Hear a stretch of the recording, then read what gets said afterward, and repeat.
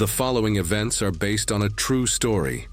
Names and details have been altered to protect the identities of those involved, but the horror remains untouched. Watch at your own risk. Story 1. The Man in Central Park. I used to jog through Central Park almost every night. It was my ritual, my way of decompressing after long shifts at the ER. The city never really sleeps, and neither did my thoughts. So those late-night runs were the only time I felt quiet inside. But 3 weeks ago, something changed. I can't explain it fully, not in a way that makes sense. All I know is I'm not going back there. Not ever again. It started with something small, the kind of thing you'd chalk up to exhaustion or bad lighting. I remember stopping under a lamppost near the 79th Street entrance, catching my breath. The path was empty, the air heavy with that faint metallic scent New York gets when it's about to rain. And that's when I saw it, or him, just beyond. The next bend, standing dead still in the dark between two pools of light. At first, I thought it was a statue. But then, he moved. It wasn't a walk or a stumble. It was more like a flicker. 1 second, he was half hidden behind a tree. The next, he was closer, standing near a bench just a few feet ahead, still motionless, still watching. I squinted, trying to make out details, but the shadows clung to his face like a mask. Pale skin, no hat, no bag, no movement. Just there. I waited for him to say something, to acknowledge me, but he never did. I turned around and ran the other way, telling myself I was being dramatic. The next night, I avoided that path entirely. I stuck to the main loop, kept my headphones in, music loud. But even then, I couldn't shake the feeling, like something was behind me, too far to hear, but too close to ignore. At one point, I stopped and whipped around, heart pounding. No one, just the dim outline of the reservoir and the faint ripple of wind through the trees. I laughed it off, embarrassed by my own nerves. But when I got home, there was a notification on my phone. A motion alert from a city surveillance app I'd subscribed to ages ago. The thumbnail showed a blurry frame. Me standing on the track. And behind me, a shape. Pale. Human. Closer than I ever felt. I tried convincing myself it was just a glitch. Maybe a trick of the light or some jogger who happened to pass by at the right time. Still, I paused my night runs for a few days. Told myself I needed rest. Let my legs recover. But the anxiety didn't fade. I found myself checking the window at odd hours, convinced I'd hear footsteps on the fire escape, or see that same pale shape outside my building. Nothing ever appeared, but the unease never left. It was like I'd brought something home with me, and it was just waiting. A week later, I went back to the park. It felt stupid to avoid a public place over a shadow. The night was colder than usual, the kind of chill that settles into your joints. I stuck to crowded areas, near cyclists, and couples walking dogs. No music this time, just the rhythm of my breath and the crunch of gravel underfoot. Then, near the Bethesda fountain, I noticed a group of people gathered around a mounted public screen that cycles through weather updates and neighborhood alerts. Another sighting, someone murmured. And there it was, grainy, low resolution, footage of that same figure, standing completely still, right under a lamppost, head tilted, watching someone run past. I stood frozen in front of the screen. It wasn't the same footage from my alert. It was new, dated the night before. Same posture, same paleness. Always just barely out of focus, like the cameras couldn't quite capture him clearly. A woman beside me said her boyfriend stopped jogging at night after seeing the figure in person. He said it felt like his thoughts weren't his own, she whispered, like something was pulling at him. That word, pulling, it stuck with me. I left the park without finishing my run. That night, sleep didn't come easy. Every time I closed my eyes, I saw that pale silhouette standing behind my eyelids. I kept checking the corners of my room, the hallway light, the blinds, half expecting him to be standing there. At 3:12 a.m., I woke up drenched in sweat. No, nightmare. Just a sudden jolt. I sat up and stared into the darkness, and then I noticed it. The faint blue glow of my laptop screen, still open from earlier, now displaying a paused surveillance feed I hadn't opened. The footage was of Central Park, live, and at the edge of the frame, he was there again, closer than ever. I slammed. The laptop shut and backed away like it had burned me. I didn't sleep the rest of the night. When the sun finally came up, I convinced myself I must have clicked on something by accident, maybe left a window open. But deep down, I knew that wasn't true.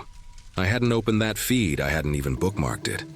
Still, I went to work like everything was fine. I tried to blend back into routine, even joked with coworkers to make the tightness in my chest feel less real.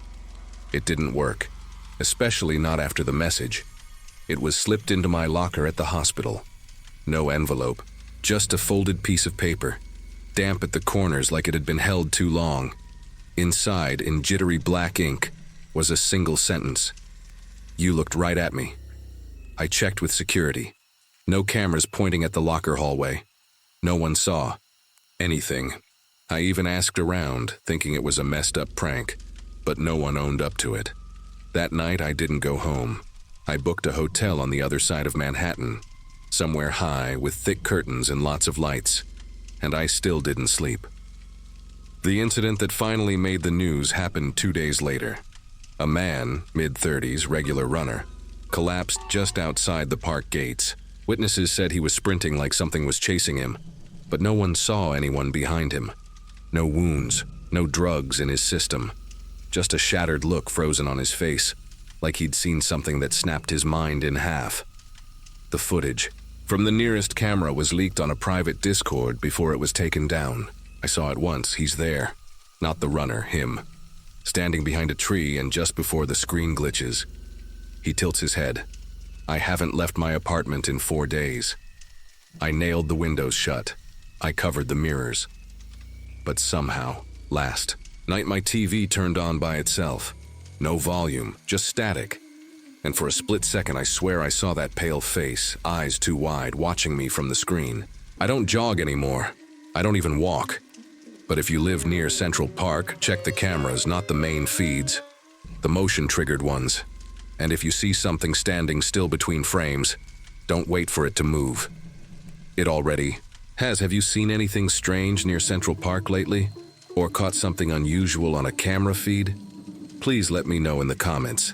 I need to know I'm not the only one. Story 2. Hollywood Boulevard's Phantom Visitor. I used to think Hollywood Boulevard only got weird during the day.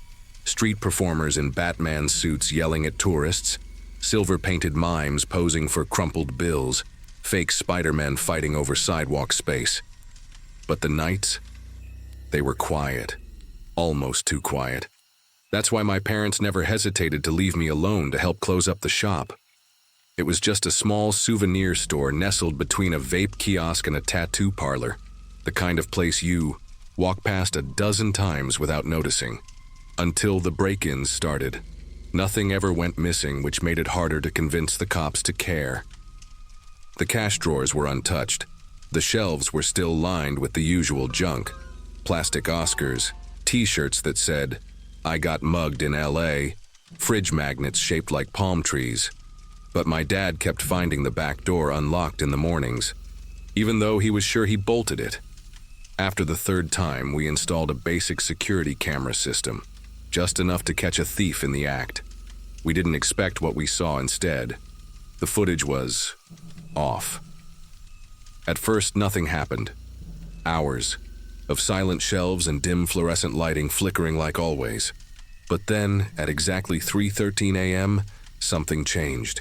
The feed didn't glitch or skip. It was smoother than that. The back door simply opened. No jostle, no unlocking. Just a slow swing, like someone pushing it gently from the outside. Then something stepped in. Not someone. The figure was tall, unnaturally. Tall and too thin. Its limbs slightly longer than they should have been. Like someone had stretched a human just a few inches too far. It didn't move like a person either. No hesitation, no scanning the room, no interest in anything on the shelves. It walked straight into the center of the store and stopped directly in front of camera 2, the one facing the register. And then, just stood there, not moving, not swaying, not blinking, for 6 full minutes. We watched the timer on the screen tick by, and it didn't flinch once. Then, just as silently as it came, it turned and left through the same still locked door. We told ourselves it was a glitch, maybe a prank, maybe someone edited the footage, though who would even care enough to pull something like that on a store that sold Hollywood snow globes and Marilyn Monroe Lives mugs? But then it happened again. The next night. Same time, same entrance. Only this time, when the figure turned to the camera, something about its face looked wrong, like it wasn't finished. Too smooth in some places, too warped in others, like melted wax hardening in the wrong shape. And it kept happening, night after night. 3:13 a.m. like clockwork. Each time, the figure's proportions became less human. Its neck stretched, its arms bent at slightly unnatural angles, and its face, if you could still call it that, looked like it was trying to imitate a human expression, but didn't quite know how. A smile that was too wide, eyes that didn't blink but somehow changed shape when you weren't looking directly at them. We stopped watching the footage at night. We could only stomach it in the mornings with the lights on. My mom started covering the cameras with duct tape at night. She said if we couldn't see it, maybe it would stop coming. But every morning the tape was peeled off, neatly. Clean edges, like someone had carefully removed it without leaving a trace. That's when she stopped sleeping in the back office and started locking herself in her car outside until sunrise. She said she didn't want to be in the building anymore after dark. Said she heard something breathing behind the walls once, even though we both knew there was nothing back there but cinder block and insulation. Then it noticed us. I don't mean through the footage.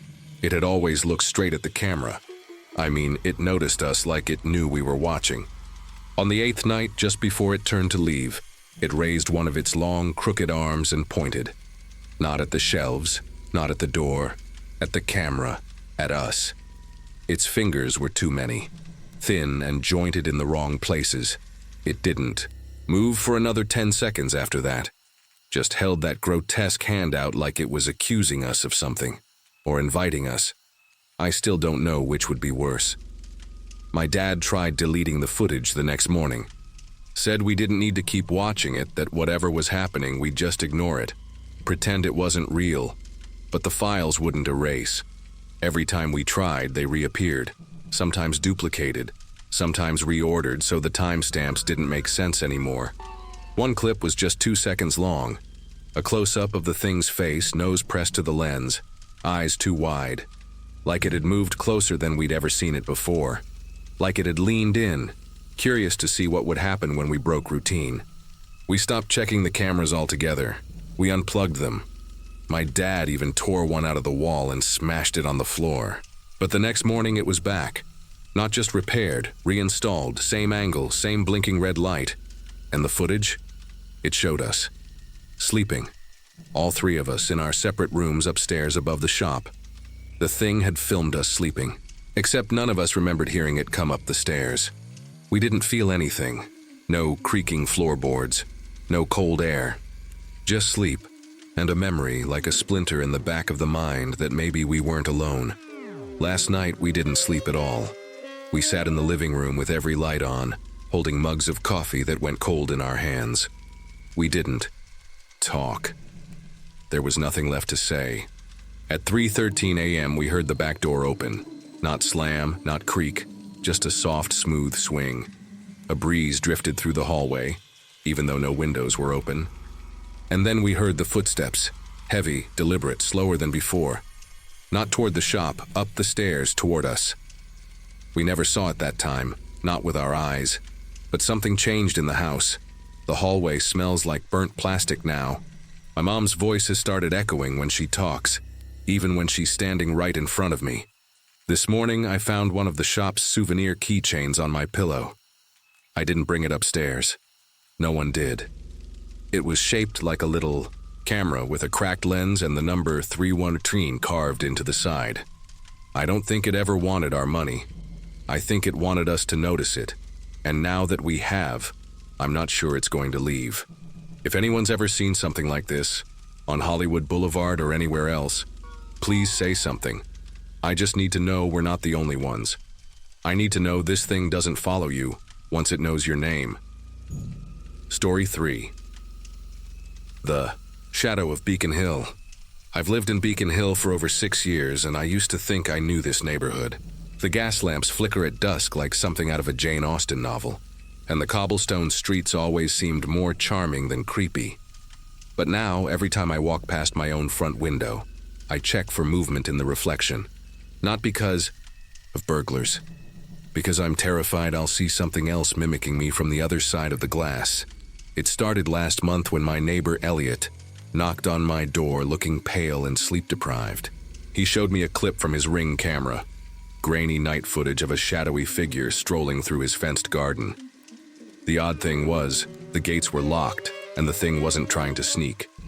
It moved slow and casual, as if it belonged there, but what chilled me wasn't that it showed up. It was how it moved, like it was rehearsing something. A beat later, Elliot said, "That's how I walked out to water the plants yesterday. Same steps, same damn pause at the corner." First, I thought maybe Elliot was just stressed or imagining things.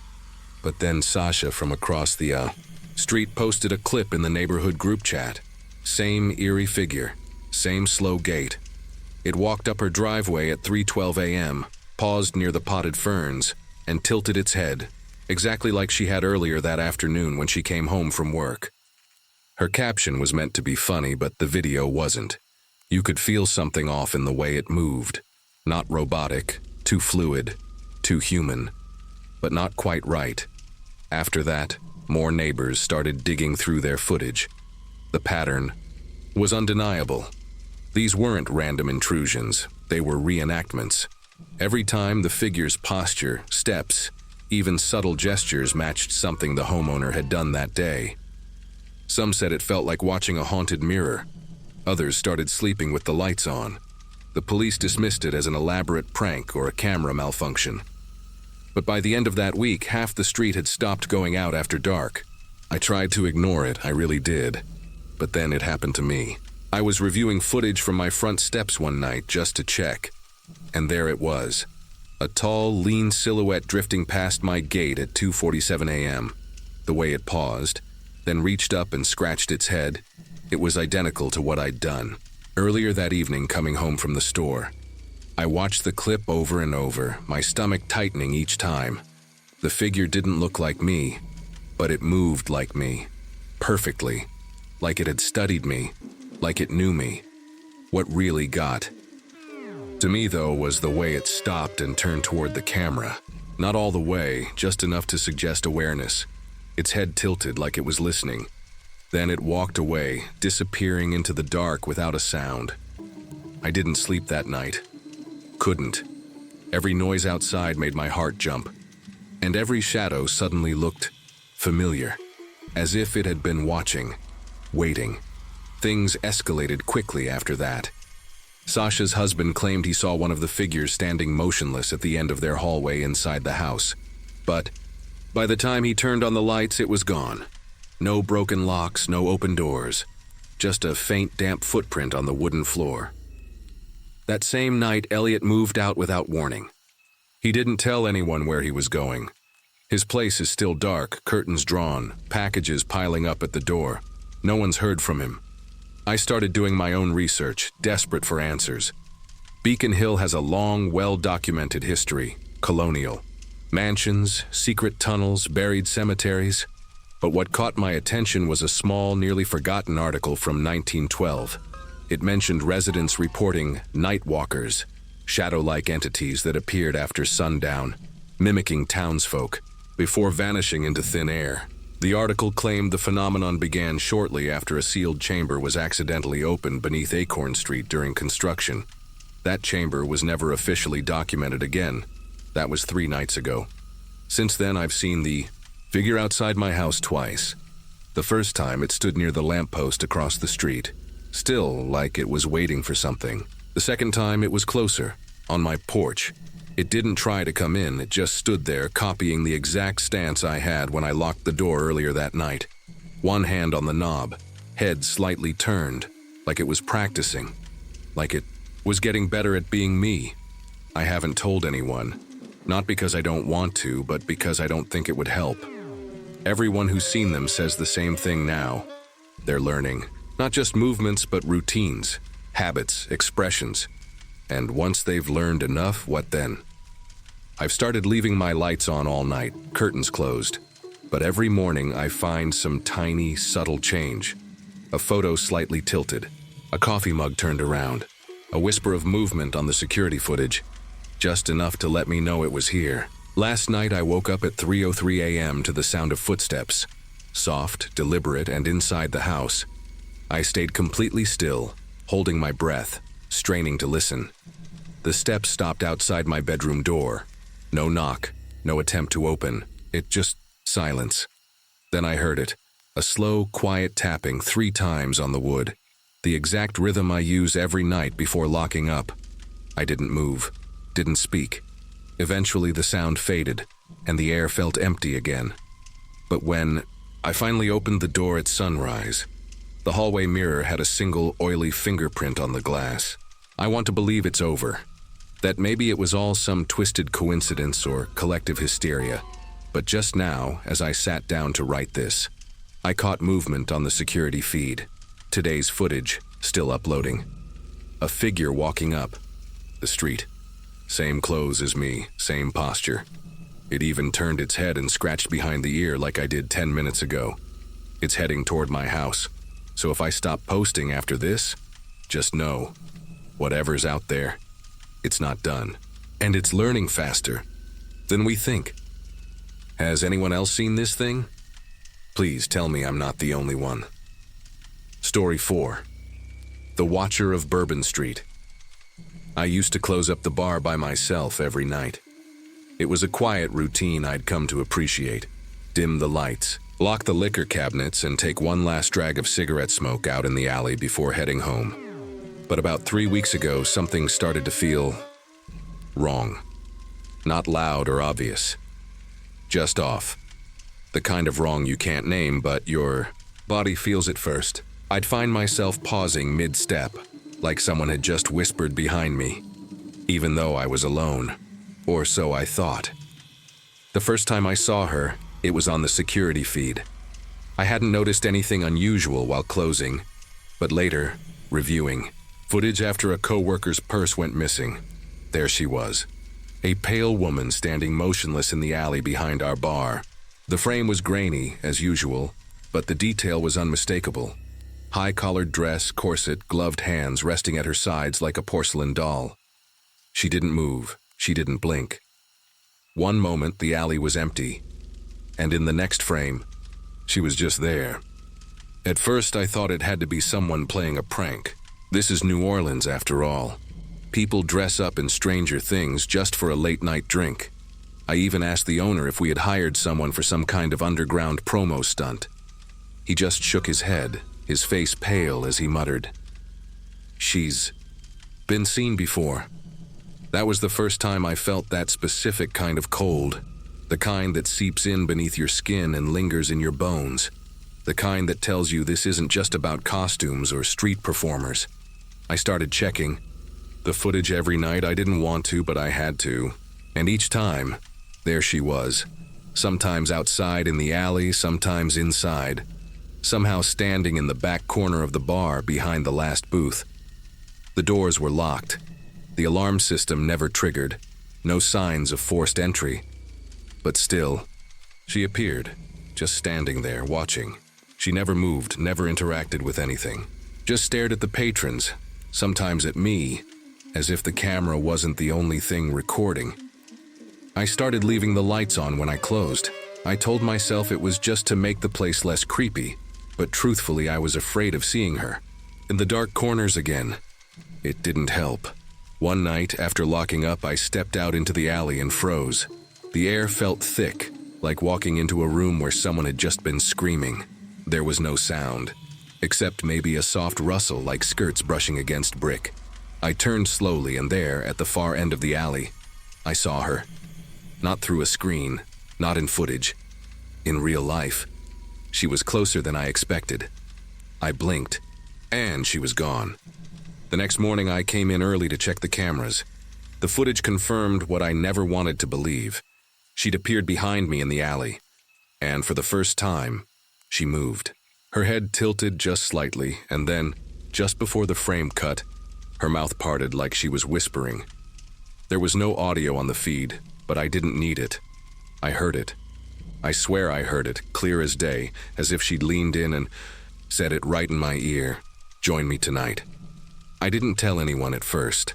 What was I supposed to say that a ghost in a Victorian dress was stalking Bourbon Street bars?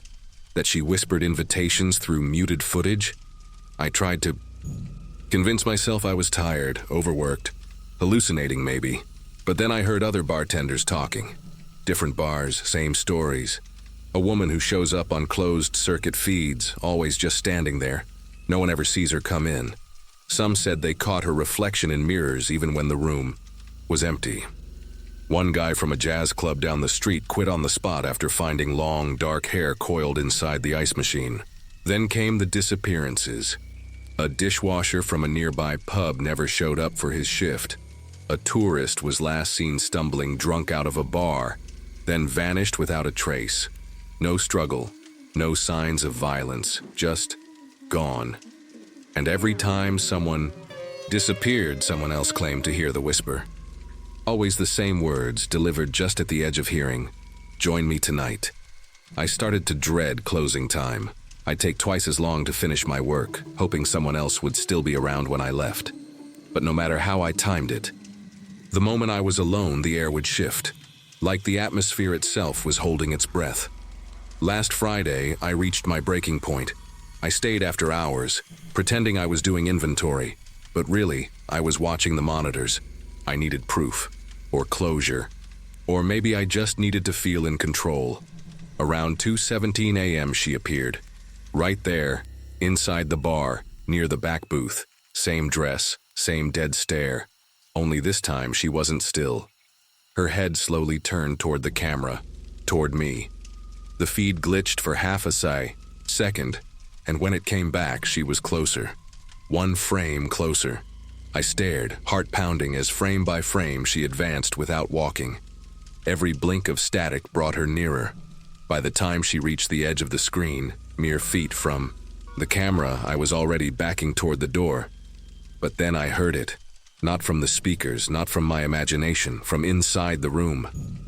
A whisper, so close I could feel the breath of it behind my ear. Join me tonight. I turned so fast I nearly slipped, but there was no one there. Just my own reflection in the bar's front mirror, pale and wide-eyed. Only, it wasn't just me. For a split second, I swear to God, I saw her standing behind my reflection, smiling. I left the bar that night and never went back. Called the SAU owner the next day and quit over the phone. I didn't offer an explanation. What could I say that wouldn't make me sound insane? But even away from Bourbon Street, the feeling hasn't left. I moved across the city. I stopped going out at night. I even got rid of all my mirrors. But sometimes in the early hours of the morning I still hear it. A whisper through the walls. A voice that knows my name. Join me tonight. And sometimes when I'm half asleep, I think I see a shape in the corner of the room, just watching. I don't know who she is or what she wants. None of us do. The police don't take it seriously. Most people dismiss it as some kind of urban legend. But if you work in the quarter, or if you ever find yourself alone after hours near Bourbon Street, check your cameras, check your mirrors. And if you hear a whisper behind you, don't turn around, just leave immediately, unless it's already too late. Story 5. The unexpected guest at Pike Place Market. I never used to believe in ghosts. Working nights at, Pike Place Market? I always laughed off the stories tourists like to whisper. About cold spots near the old flower stalls or the occasional echo of laughter when no one was around. But that was before the cameras caught the little girl. Before we all started checking the monitors twice. before I started dreading the midnight hour like it was an appointment I couldn't skip. It started 2 weeks ago, right after they upgraded the security system. The feed was crystal clear, color, night vision, motion tracking, all the bells and whistles. It was just past midnight when we saw her for the first time. A small child, maybe 7 or 8 years old, barefoot and wearing a white dress. She wandered slowly past the fish market, dragging something behind her. We thought it was a prank, maybe someone snuck in. But when the guard on duty rushed to check, she was gone. Just gone. And the footage? It cut to static 4 seconds before he turned the corner. The next night, we watched more carefully. This time, 3 of us were huddled around the monitors. Me, Jay from maintenance, and Luis, the guard who had chased after her the night before. Midnight came, and like clockwork, there she was again. Same dress, same slow steps. But this time she looked directly at the camera. Her face was pale, with eyes too wide as if she'd been crying for hours. Luis didn't wait, he ran out immediately, walkie in hand. We watched him on the screen, moving fast through the empty market. But just like before, the footage cut out as he approached her. When the feed returned, Luis was alone, standing exactly where she'd been, visibly shaken and breathing hard. He swore he heard humming, something soft and out of tune, echoing through the hall like it was bouncing off walls that weren't there. But the weirdest part? He said the air suddenly felt thick, almost wet, like stepping into a room that had been sealed for years. The girl was gone and his radio wouldn't work until he was back near the staff room. Jay tried to rationalize it, saying the system might be glitching, but glitches don't hum lullabies, and they don't make your skin feel like it's crawling even when you're surrounded by silence. After that second night, no one wanted the solo graveyard shift. Management brushed it off, claiming the recordings were likely interference from nearby devices or light distortion. But we knew better. We started saving the footage ourselves, transferring clips to a backup drive, hoping to catch something. The system missed. On the 4th night, I volunteered to stay alone, not because I was brave, but because I needed to know. Something about the girl's stare. It felt like she was asking for help, like she was waiting for someone to notice. I kept the lights dim and stayed near the monitors, clutching a cup of burnt coffee like it might ward off whatever was coming. At exactly 12:03 a.m., the feed shifted. There she was again. But this time she wasn't walking. She was standing, still in the middle of the hallway, directly facing camera 3, the one right outside the old bakery that's been closed since the 90s. The same cold expression, same dress. Only this time, her mouth started moving, forming silent words. I leaned closer to the screen, trying to read her lips. And then the monitor went black. I jumped up, heart pounding, and grabbed my flashlight. Something compelled me. I had to see that hallway for myself. As I approached the bakery entrance, the temperature dropped. Not just a draft. It was sharp, biting, like walking into a freezer. My breath fogged up in front of me, and my ears popped, like the air pressure had changed. The hallway was empty, just rows of shuttered stalls and old market signs. But the moment I stepped in front of the bakery, my flashlight flickered and died. I stood there, surrounded by silence, until I heard it. Soft, slow footsteps behind me. I turned fast. Nothing. Just the same empty corridor stretching behind me. But the footsteps continued, closer this time, though the space remained empty. I backed away slowly until my shoulder brushed the bakery's door. That's when I felt it. A cold, small hand wrapping around my fingers. I couldn't see anything, but I swear it was there. I yanked my hand back and bolted. When I returned to the security room, I saw that the monitors were back on, and all of them showed me standing in front of the bakery. But the most chilling part? On the screen, I wasn't alone. Standing behind me in the footage was the girl, clear as day. Her head was tilted slightly, and her hand was reaching out, just like I had felt. But her face, it wasn't blank this time. It was twisted in something between pain and pleading. Her mouth moved again, forming the same silent words as before. I rewound the footage over and over, freezing the frame, trying to make sense of what she was saying. And then it clicked. Just 2 words repeated again and again. Find me. The next morning, I did something I hadn't done in years. I went to the local archives. I spent the day digging through old newspaper clippings and market records, trying to find any mention of a missing child. It took hours, but I found it. A small article buried in the corner of a 1986 paper. Local girl presumed dead in Pike Place accident. Her name was Emily Hart, 8 years old, went missing. One night while her mother was closing their family's bakery, they never found her body.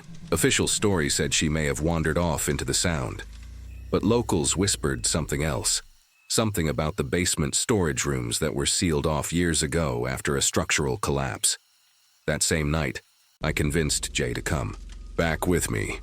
We pretended we were doing a maintenance check so we could access the old basement. Most of the entrances were blocked off, but there was a service hatch behind the fish vendor's stall that led to a forgotten stairwell. The air down there was worse, stale and sour like rot soaked into concrete. We moved slowly, our flashlights barely cutting through the dust and darkness. And then we saw it, an old child's shoe, resting in the middle of the path like it had just been placed there. Jay froze. "This is wrong," he whispered. "We shouldn't be down here." But I couldn't stop. Something pushed me forward, like I owed it to her. Deeper in, we found the collapsed corridor, a pile of concrete, wood, and rusted signage. Just beyond the debris, barely visible in the flashlight beam, was a patch of color. Fabric, white, but stained with age. I reached toward it, but the moment I touched the cloth, the silence shattered. A high-pitched cry echoed through the walls, not mechanical, not distant. It was right there with us. Jay screamed, dropping his light, and the beam spun across the room, catching for just a second the figure of a little girl standing in the rubble, eyes locked on mine. I don't remember how we got out. Jay says I blacked out, that he had to. Drag me up the stairs. I've tried to go back, but the hatch has since been welded shut. Management won't talk about it, and they've cut all basement access. But the footage from that night, it's gone, erased. And yet, every so often, just after midnight, camera 3 glitches for exactly 7 seconds. I've started counting them, listening for that soft hum through the static. Because sometimes in the quiet I swear I hear her whisper it again. Fin me.